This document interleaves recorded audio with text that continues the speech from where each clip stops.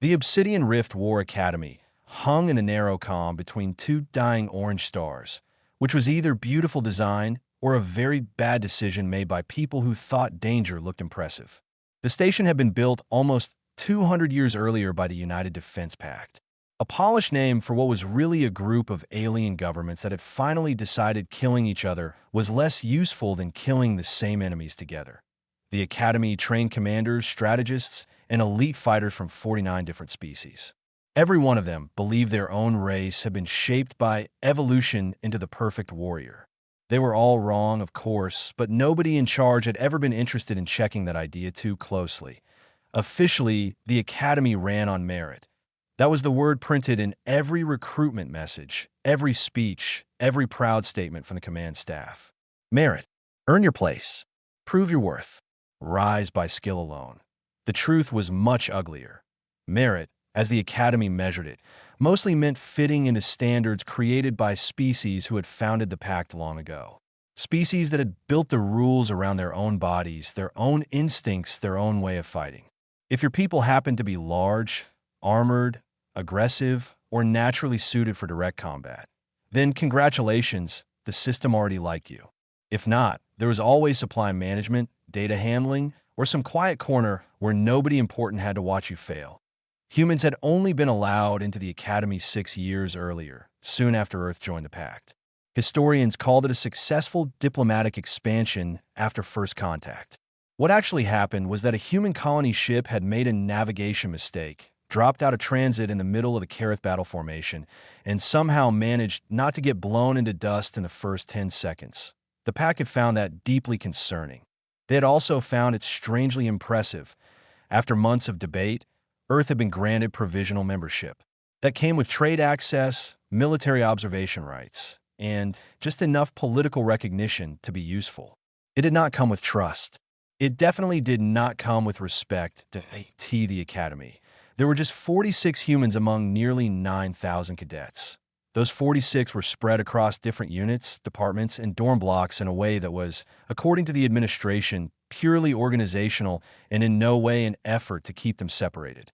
Nobody believed that, especially the humans. They were given the same tests as everyone else, the same drills, the same grading system, the same chance to prove themselves. They were also expected by nearly everyone to fail. Instructor Kaler stood at the front of Combat Assessment Hall 7. His two upper arms folded while his lower set moved across a holographic display. He was Varkesh, a species from a high-pressure world where most predators hunted in packs, and almost everything alive had developed claws, venom, armor, or all three. The Varkesh had survived by being fast, brutal, and relentlessly cooperative. They made outstanding battlefield officers and deeply unpleasant dinner guests. Today's evaluation, Kaler said, his voice carrying the rough, layered tone of a species with dual vocal membranes, will focus on close-range combat performance. You will demonstrate the techniques covered during the last 6 weeks. This assessment counts for 30% of your final tactical readiness score. Around 60 cadets sat in the raised seats circling the arena below. The fighting floor was a perfect ring, about 30 meters across, lined with impact-absorbent plating and wrapped in shield emitters powerful enough to stop almost any training accident short of complete disaster. Medical systems were built into the walls, the floor, even the viewing rails. The Academy cared very much about cadet safety, not because it valued young life in some noble way, because dead cadets were bad for public image. Combat pairs have been selected by mass category and experience level. Kaler continued as names appeared in glowing lines above the arena. Each cadet will face an opponent of comparable capability. In the third row, Elena Reyes sat still and kept her face neutral. Inside, she almost laughed, comparable capability. That was Academy language for something very different. It usually meant they had found the biggest possible mismatch they could justify on paper, then wrapped it in official wording so nobody had to admit what was happening. Elena was, according to the Academy file, 5'7", 138 pounds from a standard gravity world, with no natural armor, no enhanced muscle density, no claws, no toxin sacs, no extra limbs. and no useful biological gifts that other species considered proper military qualities that on paper she looked painfully average that on paper she looked weak. What the file did not say, because Elena had gone a great effort to keep it out, was that before the Pact had ever heard of Earth, she had spent 9 years moving through conflicts across half the planet. Some in uniform, some very much not. She had been recruited young by one of those programs governments deny exist, then trained by people who believed survival mattered more than rules and victory mattered more than comfort. She had learned from soldiers, hunters, special operators, and old instructors who treated combat less like sport and more like mathematics with blood in it. She had become very hard to kill. Reyes. Kaler's voice cut through her thoughts. You will be evaluated against Vorik. The room changed, not loudly, not all at once. But there was a shift in the air, the kind that happens when a crowd senses it is about to be entertained. Elena looked up at the roster. Then she found the name beside hers. And for one short second, something cold settled low in her stomach. Vorik was Dreethy. That meant he stood nearly 8 feet tall, weighed well over 400 pounds, and carried a body built like someone had taken a tank and taught it how to hate. The Dreethy had evolved on a world with crushing gravity, constant tectonic violence, and a biosphere so hostile that fragile species simply never made it past the first few million years. They had survived by becoming dense, strong, thick-boned, and aggressive enough to solve most problems by smashing through them. Their outer plating could stop blades. Their muscle fibers were layered like industrial cable. Their pain tolerance bordered on ridiculous. They were, by almost every standard the Pact admired, ideal soldiers. Vorik rose from his seat near the front. He moved with the calm confidence of someone who had never had to doubt the outcome of a fight. Light from the arena struck the dark ridges of his armored skin and reflected in dull metallic bands. He was the highest-ranked close combat cadet in the cohort, undefeated in training, frequently praised, frequently feared, known for putting opponents in recovery units with injuries that took days to fully heal, even with advanced treatment. That he was also, Elena thought, the kind of person who had spent his whole life being told he was superior and had decided to treat that as scientific fact. The human? Vorik said, his deep voice carrying across the chamber with no effort at all. Instructor, this pairing is clearly an error. A few cadets laughed. Kaler did not. But he also did not correct the tone. Your rank is based on previous exercises, the instructor said. Cadet Reyes has not yet been fully assessed under live, close combat pressure. This match will provide that assessment, which, translated out of academy language, meant, let's see the human get broken in public and use that as evidence she does not belong here. Vorik looked down toward Elena with open disbelief. I am first-ranked, he said. She is 42nd. This is not comparable capability. Elena stood, calm and quiet, and gathered the training wraps from beside her seat. All around her, personal betting screens lit up. She could see the odds even from the aisle, 50 to 1 that she would last 1 minute, 100 to 1 that she would land a clean strike, 300 to 1 that she would somehow win. Someone in the back was about to lose a lot of money. Vorik was still talking. The human species should not be in military training, he said. They are structurally weak, slow by Pact standards, soft tissue dependent, easily injured. Their homeworld is moderate. Their bodies are unimpressive. They possess no obvious combat adaptation. Some cadets nodded. Some looked uncomfortable. Most looked thrilled. Elena reached the stairs leading down into the arena, then stopped just long enough to look back at him. Are you finished? She asked. The chamber went quiet again. Vorik's heavy jaw tightened. The ridges along his neck darkened, a dreethy sign of rising aggression. You should withdraw, he said. Save yourself embarrassment. Save yourself injury. I will not reduce my effort because you are lesser. Good, Elena said. Then she continued down the stairs. The arena floor felt firm under her boots, engineered to absorb force while still giving enough grip for fast movement.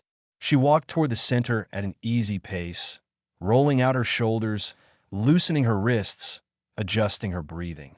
Her uniform was standard academy issue, reinforced fabric, motion flex joints, built-in sensors, and enough hidden protective mesh to keep training accidents from turning into funerals. Across the ring, Vorik descended with the quiet force of something very heavy that had never needed to move carefully. Each step carried through the floor. Each movement said the same thing. Look at the size difference. Look at the power gap. Look at what is about to happen. Elena looked, and she calculated. Mass, a little over 400 pounds, maybe more. Height advantage, roughly 2 feet. Reach advantage, serious. Center of balance, high. Movement style, direct pressure, confidence-based, forward heavy. Armor density, strongest on chest, shoulders, outer limbs, joints, maybe limited. Flexibility, almost certainly less than it should be. Weak points, not visible yet, but everyone had them. Standard rules apply, Kaler announced from above. Match continues until submission, incapacitation, or instructor stop. Medical override will activate if life-threatening damage is detected. Arena shields are now active. A low hum filled the edges of the chamber as the force field rose around them. Then Kaler paused. The IT was a small pause, but Elena heard everything inside it. The doubt, the politics, the desire to look fair without actually being fair. Due to the significant physical difference between the combatants, he said at last, Cadet Vorik will be restricted to 50% power output. The room exploded with reaction. Vorik's head snapped upward. That is insulting. It is precautionary, Kaler replied. This is an evaluation, not an execution. The line got some laughter, not from Elena. She knew exactly what 50% meant. It meant almost nothing. Half of Vorik's strength was still more than enough to crack ribs, dislocate joints, or put her on the ground hard enough to end the match. The limit was for appearances a safe-looking way to stage what everyone thought would be a controlled beating. Vorik gave a harsh, contempt-filled breath. It changes nothing, he said. I will defeat her easily. Elena said nothing. That bothered him more than if she had answered. Combatants ready? Kaler asked.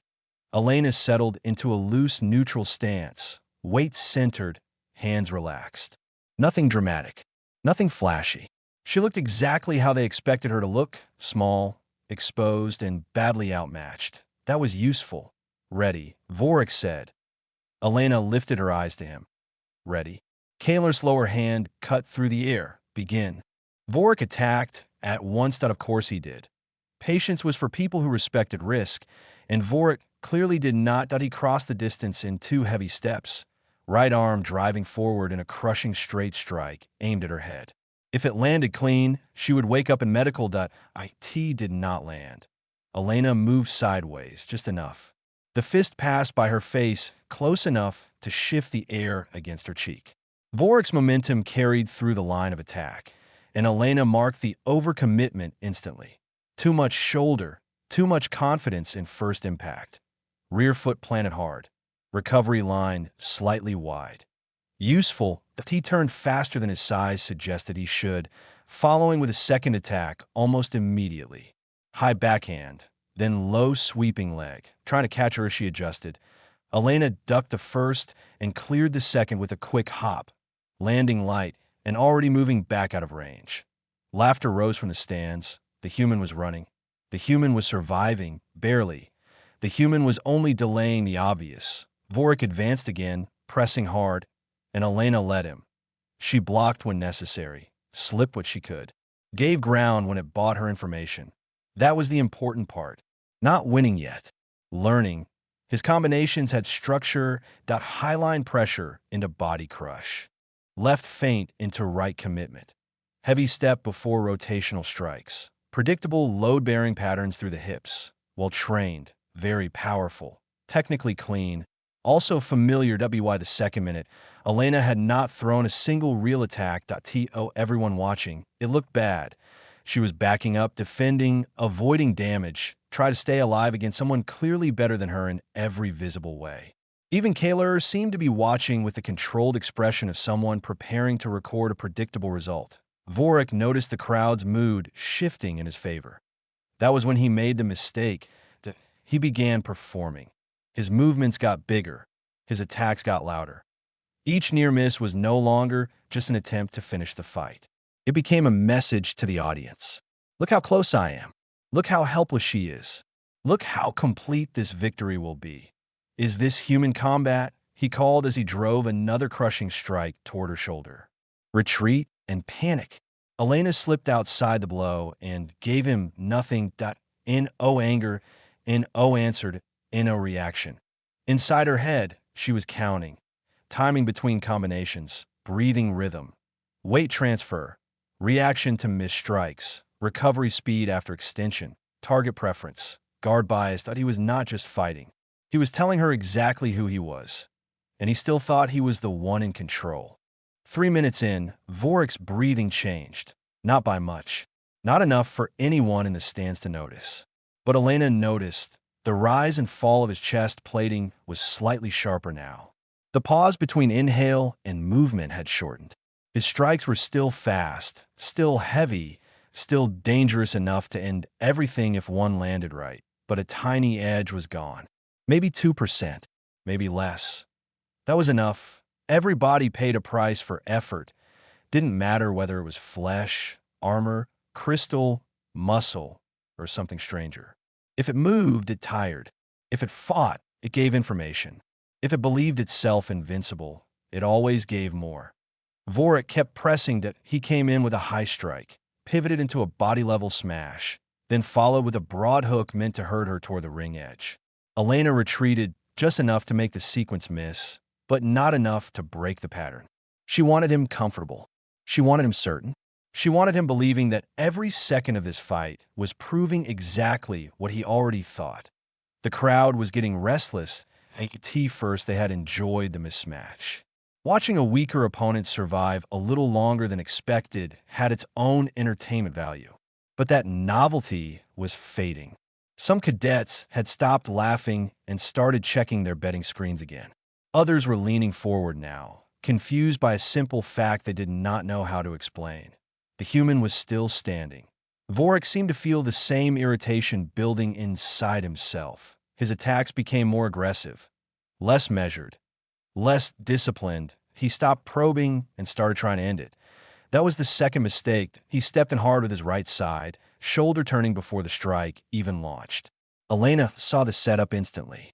It was the same power shot he had been trying to create all match, the one he clearly trusted more than the others. Heavy commitment, full body transfer, designed to crush through a guard instead of working around it. That he believed in force. He believed force solved everything. That he believed she would keep retreating. This time, Elena did not. She moved forward, not back, not sideways. Forward. She slipped inside the path of the strike so fast that for a fraction of a second Vorik's expression actually changed. It was small but real. Surprise. Not because she had moved quickly, but because she had moved toward danger instead of away from it. Her fist drove into the inner seam where the armor plates of his left torso joined beneath the shoulder. Not with brute force. That would have been pointless. With precision. A short impact. Sharp. Timed exactly as his weight shifted and his structure tightened to support the main strike. The hit did not crack anything. It did not look dramatic. It barely looked important, but it sent a violent disruption through the layered nerve channel beneath the plate. Seemed. Vorik's left arm spasmed. Just for a second. That second was enough. Before he could process what had happened, Elena pivoted low and drove a second strike into the outside of his right knee joint. Again, not hard, but exact. Same principle. Attack the structure when it is under load. Disturb the alignment. Make the body fight itself. His leg buckled. Not fully, but enough. The room went silent. It happened all at once, like someone had reached up and cut the sound. No more laughter, and no more calling out, and no more easy confidence. Vorik gave a rough snarl and swung at her with pure reflex, anger replacing control. The strike was fast, wild but fast. Elena had already moved. She rotated around the line of attack, staying close now, too close for his size to help him. Big fighters love space. Space let them build force. Space let them use reach. Space let them turn advantage into certainty. Elena took space away. Her third strike hit behind the right elbow. Her fourth touched the base of the neck where armored ridges thinned to allow rotation. Fifth lower ribs. 6th, inner hip joint. Still not hard, still not flashy, just correct. Vorik roared, more from confusion now than pain. He swung again, broader this time, trying to clear the space around him and reset the fight. Elena slipped under it and stepped around to his weak side. The audience could not fully understand what they were seeing yet. They only knew something had changed. The giant was no longer controlling the exchange. The human was no longer surviving. The rhythm belonged to someone else now. Vorik charged. That was the third mistake, and the worst one to IT was no longer a tactical decision. It was pride with momentum behind it. He came straight at her with both arms ready, abandoning the smaller technical patterns he had used earlier. He wanted impact. He wanted to grab her, crush her, hurl her down, remind the room that physics still mattered. Physics did matter. Elena had never forgotten that. That was why she worked with it instead of against it. She gave him one half step of retreat, just enough to make him commit harder, then cut off line and hammered the side of his planted leg at the exact instant his upper body drove forward. His own mass did the rest. For a huge opponent, balance was never just about standing upright. It was about where the body believed its power was going. Interrupt that belief, and everything above it became unstable. Vorik staggered, a visible stagger. Gasps rippled through the chamber. He recovered, but slower this time, and Elena saw it clearly now. The shock had finally reached him. Not physical shock, mental shock. The kind that arrives when reality refuses to obey ego. He started. Elena struck the side of his jaw hinge before the sentence finished. Again, not enough to break. Enough to scramble his next movement. He lashed out with his left arm, but the earlier disruption had not fully cleared. The timing was off. The angle was worse. Elena ducked under it, pivoted behind him, and drove a compact hit into the back joint of his supporting knee. Vorik dropped to one side for an instant, catching himself with brute strength alone. Brute strength was all that kept him upright now. The problem with that was simple. Brute strength tires. Fight back, one cadet shouted from the stands. Another voice answered immediately, low and stunned. He is. That was when panic started spreading through the audience, though most of them would never have called it that. They would call it disbelief, confusion, reassessment. But panic was closer because if this could happen, if a human with no armor, no claws, no extra mass, no built-in weapons, no obvious battlefield gifts could systematically take apart the strongest close combat cadet in the cohort, then a lot of comfortable beliefs were no longer safe. Vorik attacked with a roar, throwing power over technique now. His fists crashed through empty air as Elena moved around him in tight circles, every step measured, every breath steady. To the untrained eye, it might have looked graceful that IT was not grace, that IT was work, constant calculation, angle, timing, distance, pressure, exit path, reentry point. She was reading him faster than he could update himself. That was the difference. Not strength, not speed, processing, adaptation, decision under stress. Humans have been doing that for a very long time. They had never been the strongest animals on Earth. Never the fastest. Never the best armed. Plenty of things could outrun them, overpower them, tear them apart. So humans had learned another way. They learned to watch, to endure, to remember, to test, to adjust. They learned that if direct force failed, then patience mattered. If patience failed, then trickery mattered. If trickery failed, then stubbornness mattered. And if all else failed, then you stood back up and tried again until something worked or you died. Elena had built her life on that lesson. Vorik had built his on the opposite one, to win because you should, win because you are better, win because the outcome is obvious. That worked right up until it didn't. 4 minutes. His breathing was heavier now. The dark layered armor along his chest moved with visible effort. Fine stress lines were beginning to show at the edges of 2 upper plates where her earlier strikes had disrupted the support under them. Not damage worth medical alarm. Not yet. But strain. Accumulation. Cost. His speed had dropped more now, 0.10%. Maybe a little more. Enough to be hunted. Elena stepped in with a feint toward the face, not to land, but to force the guard she knew he would choose. He responded exactly as expected. Right arm rising, torso turning, weight falling back onto the damaged leg for support. There. She cut low and drove a sharp palm, striking to the center line, seemed just above the hip that Vorik's whole body jolted. His stance broke. He tried to recover with raw force, but Elena was already gone, circling behind him and striking the same shoulder seam she had tagged earlier. This time the arm did not spasm. It dipped. Only an inch, but an inch in combat might as well be a door opening. The room held its breath. Vorik turned with an enraged backhand that would have crushed bone if it landed clean. Elena bent under it, stepped in, and hit him twice in the torso, once at the neck base, once at the floating seam beneath the lower plate. Short, efficient, mercilessly placed, he stumbled backward. Actually stumbled. The betting screens in the audience went crazy.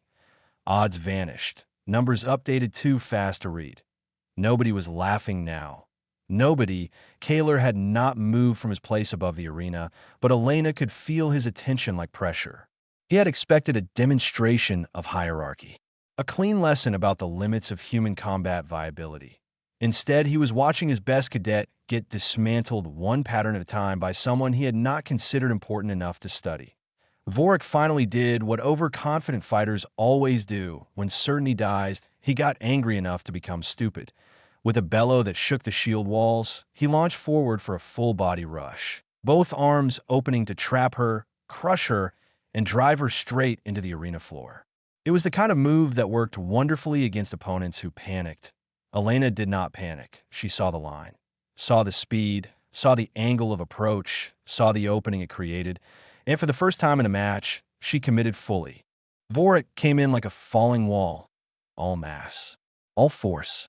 No hesitation left at everyone watching. It looked final. The kind of attack that ended fights, not continued them. If he caught her clean, it would be over in an instant. No recovery. No second chance. Just impact and then silence. Elena didn't move away. That was the part nobody understood. She moved into it. Not blindly. Not recklessly. Precisely at the last possible moment, she stepped off the center line and drove forward at an angle that cut across his path instead of retreating from it. His arm swept past her, closing on empty space, while his own momentum carried him deeper than he intended. For a fraction of a second, Vorik had nothing under control. That was all she needed. Her shoulder slammed into the center of his chest plating. Not hard enough to damage it, but timed exactly as his balance shifted forward and down. At the same instant, her leg hooked behind his weakened support knee and pulled. Force met imbalance. Mass met misalignment. Physics made the decision. Vorik went down. Not slowly. Not gracefully. 400 pounds of armored Drethi slammed into the arena floor with a deep, echoing impact that rolled through the chamber like distant thunder. The entire room froze for a moment. Nobody reacted at all, because what they had just seen didn't match anything they believed about strength, about hierarchy, about how combat was supposed to work. Vorik, the top-ranked fighter, was on his back. The human had put him there. Before he could recover, Elena moved. She didn't celebrate, didn't pause, didn't even look at the audience. The fight wasn't over, and she knew better than to assume it was. She closed the distance instantly, stepping over his arm, dropping her weight across his upper torso, one knee pinning his shoulder line, the other stabilizing her base, her left arm wrapped around his neck. Not to choke, that wouldn't work on his physiology, but forced his posture, limited his rotation, controlled his upper body enough to slow his attempts to rise. Her right hand found a specific point along the inner edge of his chest plate. She had felt it earlier, a subtle variation in density, a stress concentration where the armor thinned just enough to allow movement. Every structure had one. You just had to find it. Her fingers pressed into that point. Not hard. Not yet, but with intent. Vorik reacted immediately, twisting, trying to throw her off. His strength was still enormous. Even compromised, even off balance, he was dangerous. He reached back, trying to grab her arm, but the angle was wrong. His own body got in the way. His flexibility limits, which had meant nothing earlier, mattered now. Eliminate, he started. Elena increased the pressure slightly. Just enough, his voice cut off. Yield, she said low and calm. For him alone, he bucked hard, trying again to break free. Failed, His body wasn't responding the way he expected anymore. Too many small disruptions. Too many points of failure building on each other. His strength had nowhere clean to go. The more he struggled, the worse his position became.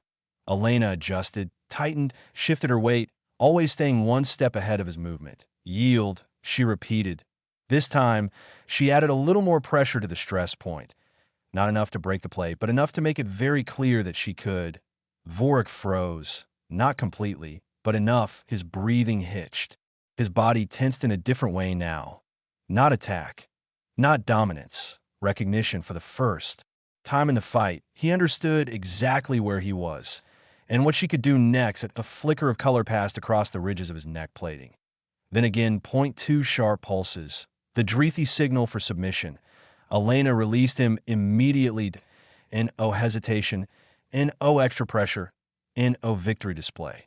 She rolled away and stood up in one smooth motion, hands open, non-threatening, stepping back to give him space. The fight was over.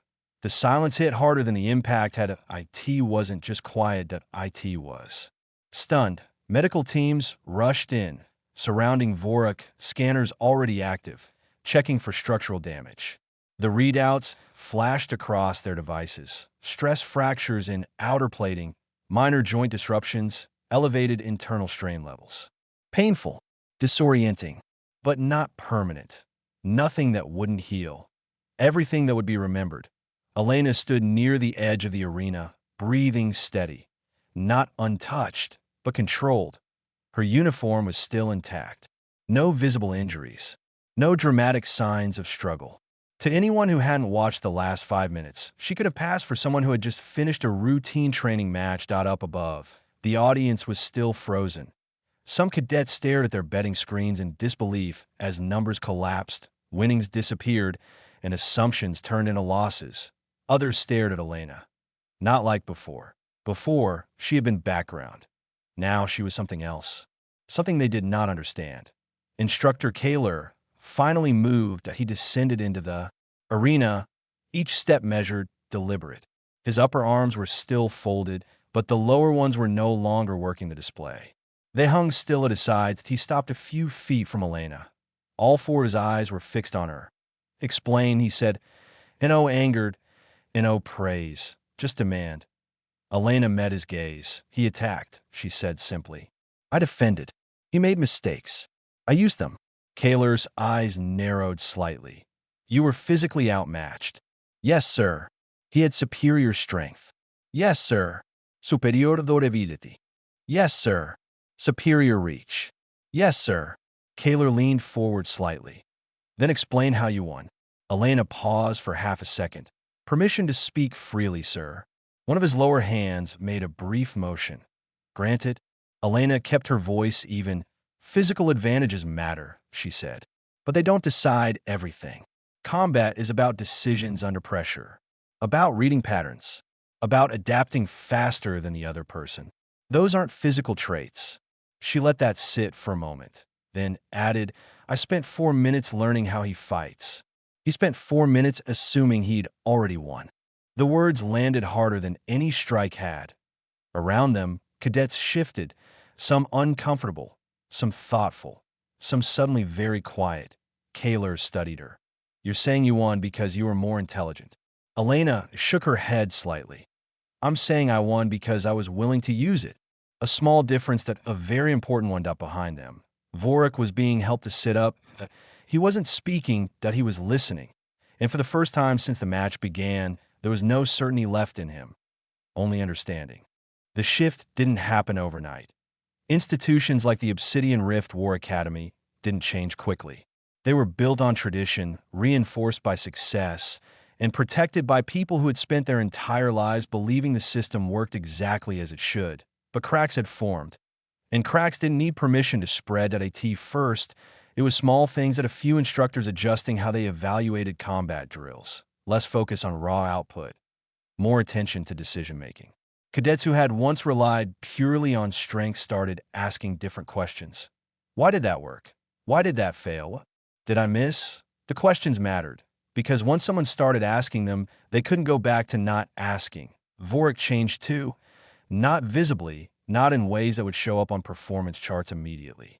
He still trained harder than almost anyone else, still dominated in strength-based exercises, still moved with the same physical authority that had made him the top-ranked cadet. But something fundamental had shifted. He no longer assumed that he studied. During sparring, he paid attention to things he had ignored before. Foot placement, timing gaps, reactions to pressure. When an opponent hesitated, when they committed too early, when they believed something that wasn't true. And sometimes during controlled sessions, he trained with Elena, not as an opponent, as a problem to solve. Again, he would say, Elena would change something small at a different angle, at a different entry, at a different timing. And suddenly, what had worked before did not at first. It frustrated him. Then it interested him. Then it changed him. You don't fight the same way twice, he said once, after a session where she had countered him 3 different ways in under a minute. Elena shrugged. You shouldn't either. Vora considered that, then nodded. That was how learning happened. Not through defeat alone. Through understanding why defeat happened. Across the academy, human cadets felt the difference. They were still watched, still measured, still held to standards that weren't built for them. But now, they were also respected, carefully, reluctantly, but undeniably. Requests came in from other cadets, from instructors, from analysis teams. How did you read that pattern? How did you decide when to move in? How do you know where to strike when nothing looks weak? The answers were rarely simple, because human combat doctrine wasn't built on a single rule. That IT was built on flexibility, on the idea that no situation stayed the same, on the belief that if something didn't work, you changed it until it did. Some species adapted quickly. They adjusted their training, integrated new concepts, combined their natural advantages with human-style adaptability. They became better. Others resisted. They called it inefficient, unstructured, unreliable. They preferred clean systems, predictable outcomes, clear hierarchies. They learned more slowly, usually the hard way. Far beyond the academy, the pack continued its long war. The enemy didn't behave like anything the original doctrine had been built for. They didn't respect formations, didn't follow expected patterns, didn't collapse when faced with superior force. They adapted constantly. That had always been the problem. Now it was becoming the solution. Small changes at first, field commanders experimenting, adjusting tactics, breaking from standard engagement patterns, sometimes failing, sometimes succeeding. Then succeeding more often, reports began to shift, not dramatically, not enough to declare victory, but enough to notice, enough to matter. Back at the academy, Elena completed her training cycle. Top marks, not in raw strength, not in endurance metrics, but in tactical assessment, adaptive response, combat decision-making under pressure, categories that hadn't carried much weight before, categories that now matter more than anyone wanted to admit. That on the day of her final evaluation, she stood in the same arena where everything had started, same floor, same walls, same quiet hum of the shield system, different atmosphere. This time, no one expected her to fail. That changed everything, because expectations didn't just shape how others saw you. They shaped how you were challenged. Her opponent was stronger, faster, smarter than Vorik had been that day. More careful, more aware, more prepared. And that was good, because Elena had never wanted easy fights. Easy fights didn't teach you anything. After the match, as she stepped away from the arena for the last time as a cadet, Kaler approached her. He studied her the same way he had on that first day. But his tone was different now. You've changed the way this academy. Thanks, he said. Elena shook her head. No, sir. She glanced back at the arena. You just finally started paying attention. Kaler held her gaze for a moment, then, slowly, nodded. Perhaps, he said. Elena left the academy shortly after, assigned to active operations. Real missions, real stakes, real consequences. Out there, nothing cared about rank, nothing cared about reputation, nothing cared about what someone should be able to do, only what they actually did. And out there, Elena did exactly what she had always done. She watched. She adapted. She refused to lose just because she was supposed to. The pact learned, slowly, painfully, but it learned that strength mattered. But it wasn't enough. that durability mattered, but it wasn't decisive, that the most dangerous opponent wasn't always the biggest or the fastest or the most heavily armed.